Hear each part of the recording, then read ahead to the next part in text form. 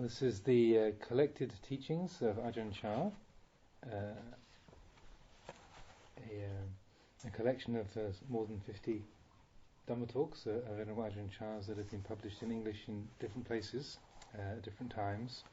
And this first talk is called The Middle Way Within, and this was originally published in A Taste of Freedom, and it was given in the northeastern Thai dialect to an assembly of monks and lay people in 1970.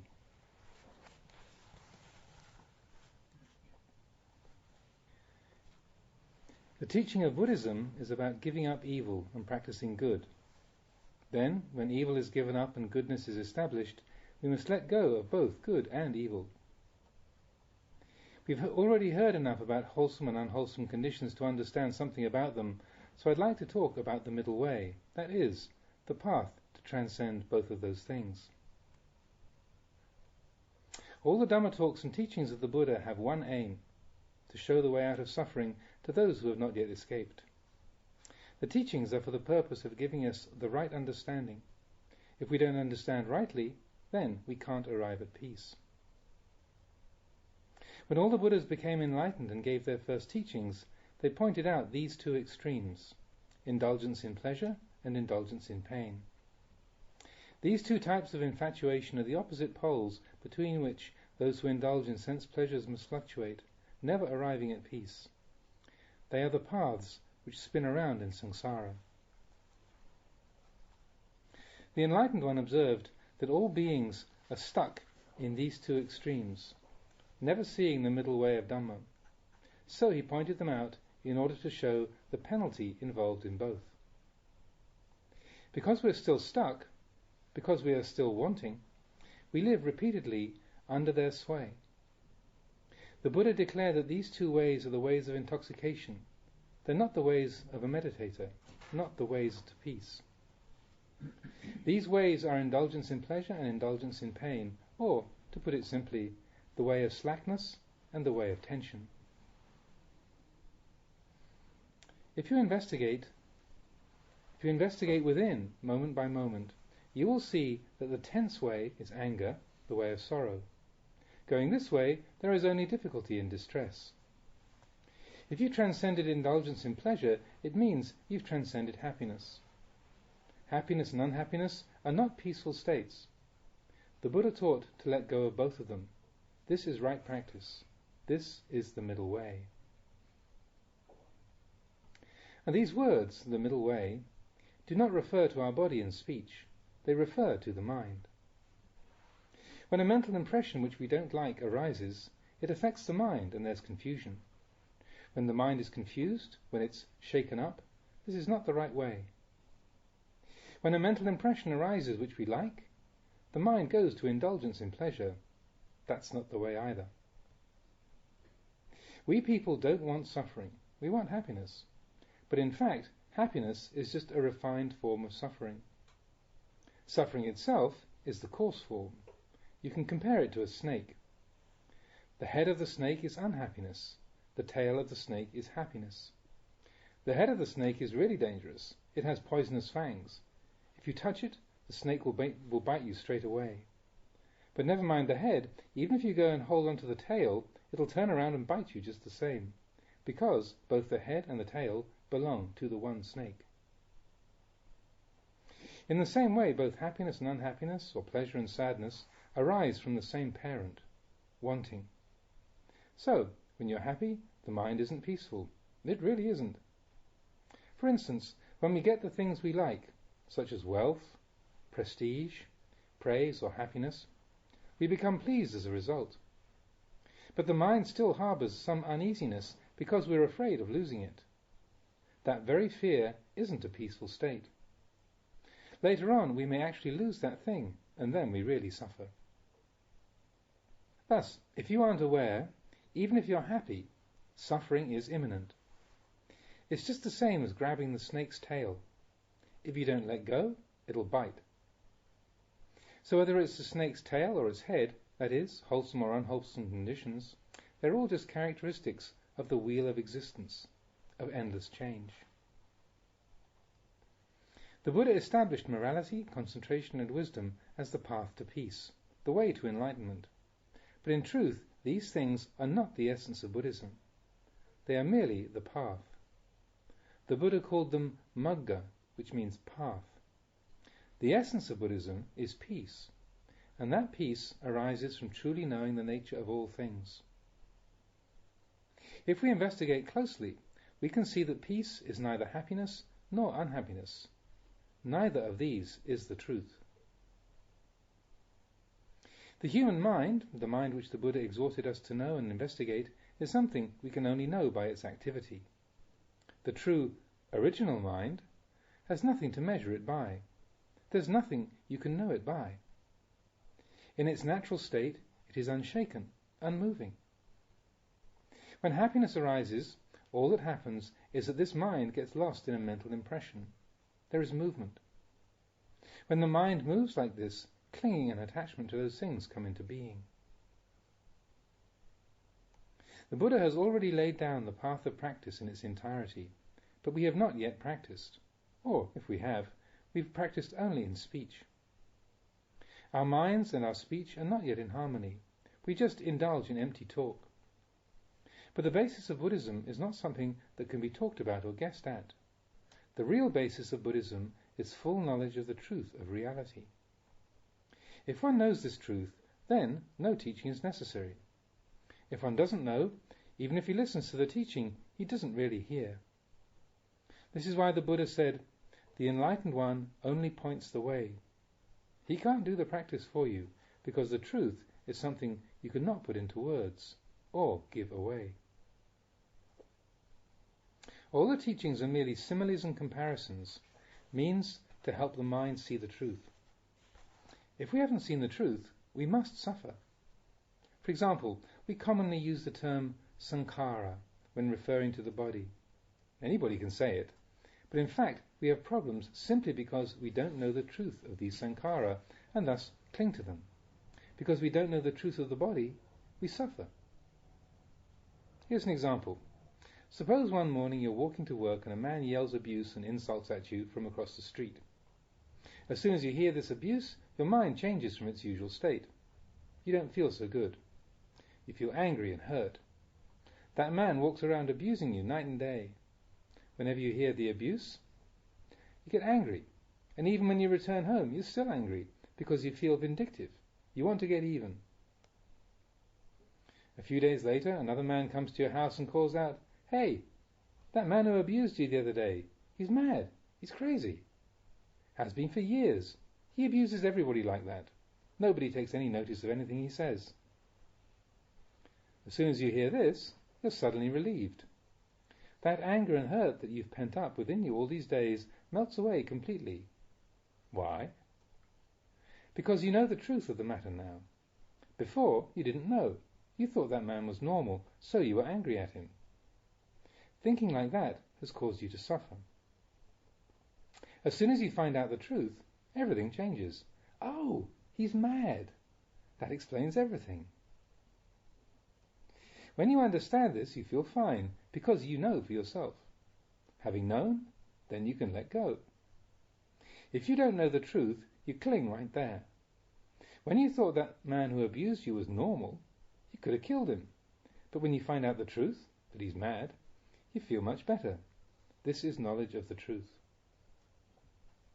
Someone who sees the Dhamma has a similar experience.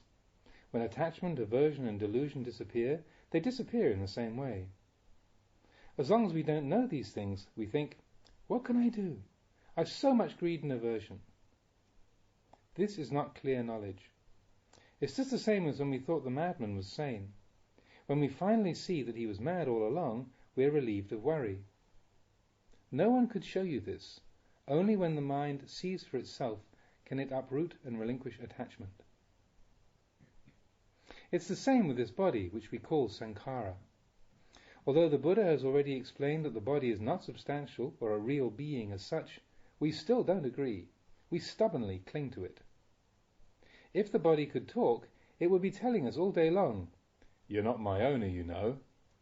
Actually, it's telling us all the time, but it's Dhamma language, so we're unable to understand it. For instance, the sense organs of eye, ear, nose, tongue and body are continually changing, but I've never seen them ask permission from us, even once. Like when we have a headache or a stomachache, the body never asks permission first. It just goes right ahead, following its natural course. This shows that the body doesn't allow anyone to be its owner. It doesn't have an owner. The Buddha described it as an object void of substance. We don't understand the Dhamma, and so we don't understand these sankhara. We take them to be ourselves, as belonging to us, or belonging to others. This gives rise to clinging. When clinging arises, becoming follows. Once becoming arises, then there's birth. Once there's birth, then old age, sickness, death, the whole mass of suffering arises. This is the paticca samuppada.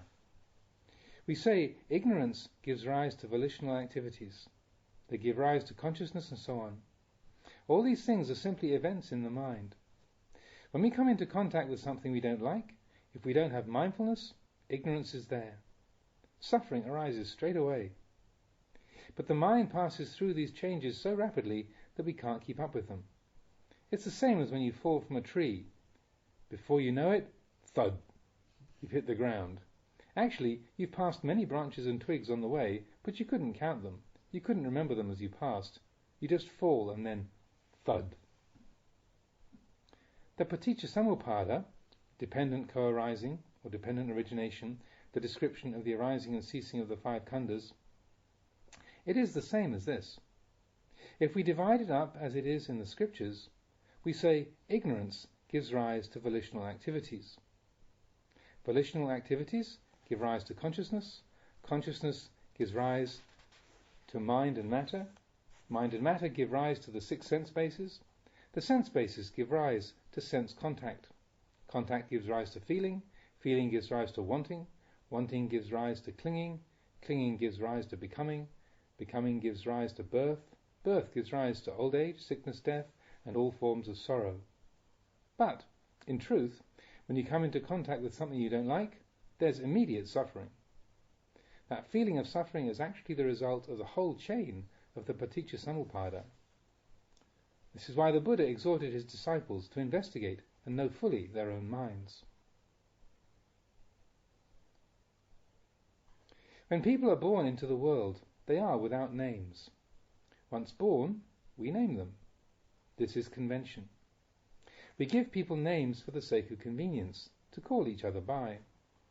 The scriptures are the same. We separate everything with labels to make studying the reality convenient. In the same way, all things are simply sankhara. Their original nature is merely that of compounded things. The Buddha said that they are impermanent, unsatisfactory and not self. They're unstable. We don't understand this firmly. Our understanding is not straight, and so we have wrong view. This wrong view is that the sankhara are ourselves. We are the sankhara. Or that happiness and unhappiness are ourselves. We are happiness and unhappiness. Seeing like this is not full, clear knowledge of the true nature of things. The truth is that we can't force all these things to follow our desires.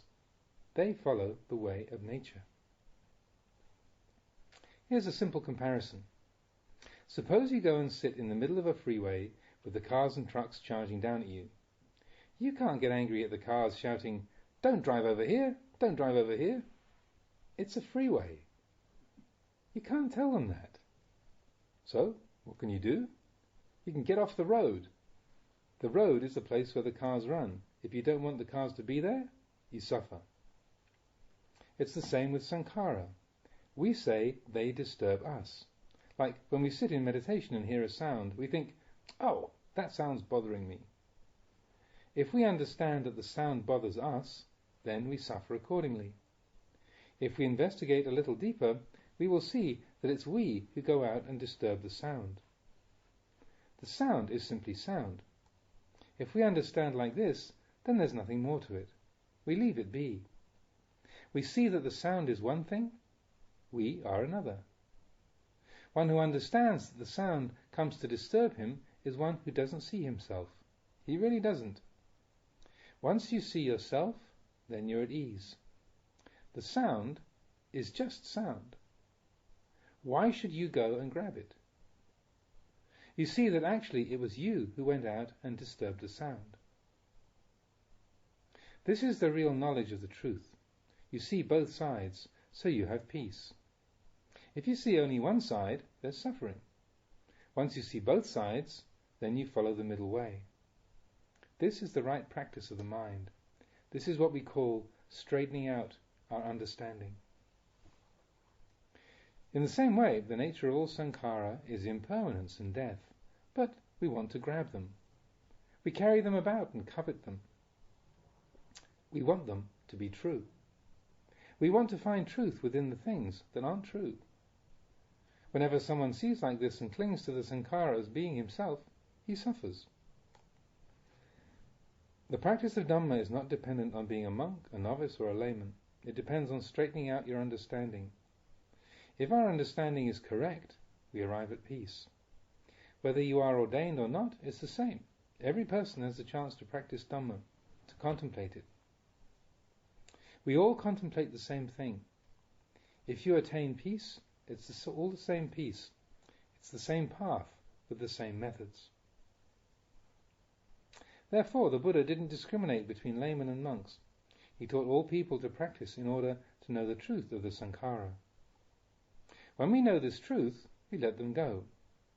If we know the truth, there'll be no more becoming or birth. How is there no more birth? There's no way for birth to take place, because we fully know the truth of sankhara. If we fully know the truth, then there's peace. Having or not having, it's all the same. Gain and loss are one. The Buddha taught us to know this. This is peace.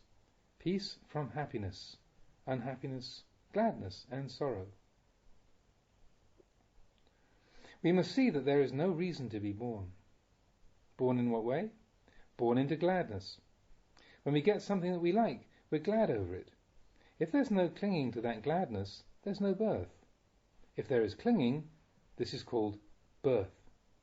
So, if we get something, we aren't born into gladness. If we lose something, we aren't born into sorrow.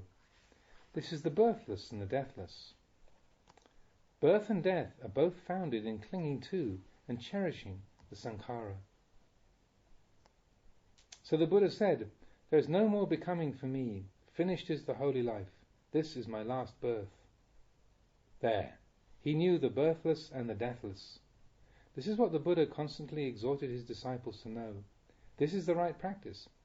If you don't reach it, if you don't reach the middle way, then you won't transcend suffering.